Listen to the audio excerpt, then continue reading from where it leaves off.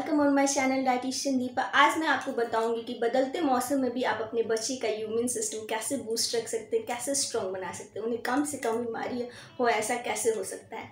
तो आप कुछ उनकी डाइट में चेंज करके ऐसा कर सकते हैं, जैसे vitamin A, vitamin B, vitamin C, vitamin D, vitamin E के साथ साथ कुछ मिनरल्स जैसे जिंक, मैग्नीशियम, कैल्शियम और आयरन अगर दे दे तो उनकी इम्यून सिस्टम बूस्ट हो जाएगी और वो कम से कम बीमार पड़ेंगे। तो विटामिन ए की बात करें, विटामिन ए के रिचेस्ट सोर्स कैसे आप पहचानेंगे और कैसे जानेंगे कि ये विटामिन ए है। जितने भी लाइट येलो कलर की सब्जी और फ्रूट्स होते हैं वो सभी विटामिन ए के रिचेस्ट सोर्स होते हैं, जैसे पपाया हो गया, पाइनएप्पल हो गया, कैरेट हो गया, एप्रिकॉट हो गया या फिर एवोकाडो हो गया। ये सभी विटामिन ए के रिचेस्ट सोर्स हैं। इन्हें आप अपने बच्चे के फूड में शामिल करके उनकी इम्यून सिस्टम को बढ़ा सकते हैं। विटामिन बी की बात करें तो विटामिन बी के रिचेस्ट सोर्स है बनाना, ब्रोकली, स्पैनिच, मिल्क, फिश, एग।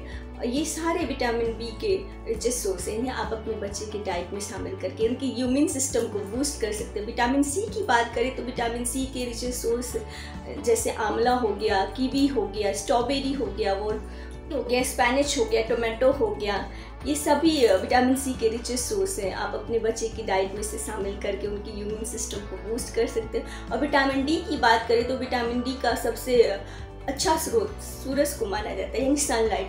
अगर आप उन्हें मॉर्निंग में वॉक करा दें थोड़ी देर तो सनलाइट उन्हें अच्छे से मिल जाएगी, उनकी इम्यून सिस्टम बूस्ट हो जाएगी। इसके अलावा भी बटर है, मिल्क है, फिश है, एग है, ये सभी विटामिन डी के अच्छे सोर्स होते हैं। Yogurt as a richest source of vitamin D. जितने भी ड्राई नट्स हैं ना वो सभी विटामिन ई के रिचेस्ट सोर्स माने जाते हैं। और जितने भी ऑयल होते हैं उनमें सभी में अच्छे सोर्स होते हैं विटामिन ई के।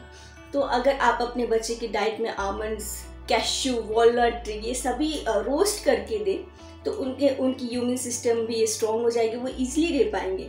और साथ ही साथ जो भी ऑयल है जैसे मस्टर्ड ऑयल हो गया, कोकोनट ऑयल हो गया, ऑलिव ऑयल हो गया, आप इन्हें वीकेंड पे चेंज करके कभी सनफ्लावर ऑयल में फूड बना दीजिए, कभी मस्टर्ड ऑयल में बना दीजिए, कभी ऑलिव ऑयल में बना दीजिए। ऐसा करने से उन्हें विटामिन ई अच्छे से मिल पाएगा और उनकी इम्यून सिस्टम भी बूस्ट हो जाएगी। कुछ मिनरल्स जैसे जिंक, मैग्नीशियम, कैल्शियम, आयरन, इन सबको अगर आप बच्चे की डाइट में शामिल करते तो उनकी इम्यून सिस्टम अच्छे से बूस्ट होगी और वो कम से कम बीमार पड़ेंगे। तो अभी तक मैंने जितने भी fruits, vegetables, egg, fish, meat जो भी बताया है उनमें ये लगभग पाए ही जाते हैं। जिंक भी पाया जाता है, आयरन भी पाया जाता है, कैल्शियम भी पाया जाता है, मैग्नीशियम भी पाया जाता है।